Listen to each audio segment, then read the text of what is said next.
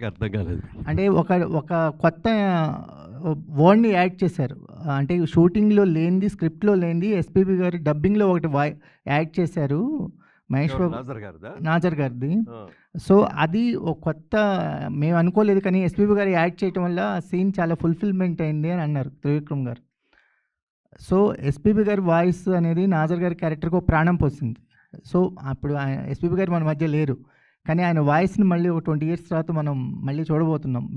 అతడు రిలీజ్‌గా. So, SPB గారిని గుర్తు చేసుకుంటే ఈ సందర్భంగా ఏం చెప్తారు? అంటే యాక్చువల్‌గా ఇప్పుడు ఈ అప్‌గ్రేడ్ చేసిన దాంట్లో నాకు పెద్దగా అసలు నేను ఇన్వాల్వ్ కాలేదు. ప్రియాంకయే ఇన్వాల్వ్ అయింది. ఈ ప్రశ్నకి సమాధానం ఆవిడ చెప్పాలి కానీ నేను పెద్దగా చెప్పలేను. బాలసుబ్రహ్మణ్యం గారి గురించి చెప్పాల్సింది చాలా గొప్ప వ్యక్తి. నిన్ననే మాకు రాజమండ్రి నుంచి మా వాళ్ళు ఫోన్ చేశారు. రాజమండ్రిలో బాలుగారి విగ్రహం పెడుతున్నామండి.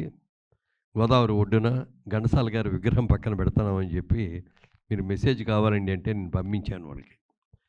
ఒక అద్భుతమైన గాన గంధర్వుడు బాలసుబ్రహ్మణ్యం గారు అంటే. గాంధీ సినిమాకి డబ్బింగ్ చెప్పాడు బాలసుబ్రహ్మణ్యం గారు. మీరు ఎవరన్నా విన్నారో లేదో నాకు తెలీదు.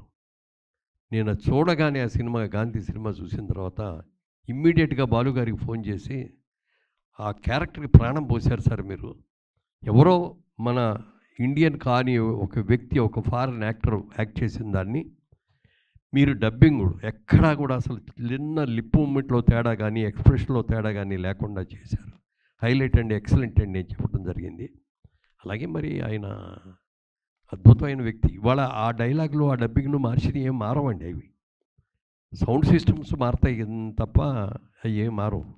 కానీ బాలుగారు అలాంటి మహనీయుడిని కరోనా వచ్చి పట్టుకుపోయిందనే దాని మీద అందరం కూడా చాలా బాధపడ్డాం. ఆయన ఉండుంటే ఇంకో 10 ఏళ్ల పాటు ఇంకా బ్రహ్మాండంగా పాడుతూ ఉండుండేవారు. సార్ మురళీమోహన్ గారు, మళ్ళీ సినిమాలు తీస్తూ ఉంటున్నారు. కథలు ఏమన్నా వినటం జరిగిందా? ఇప్పుడు వస్తున్న సినిమాలను అబ్జర్వ్ చేయటం జరిగిందా? మీ దగ్గర ఎవరన్నా అడ్వాన్స్‌లో ఉన్నాయా?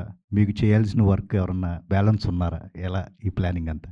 అంటే ఇవాళ టెక్నాలజీ రోజు రోజుకి కూడా విపరీతంగా మారిపోతుందండి.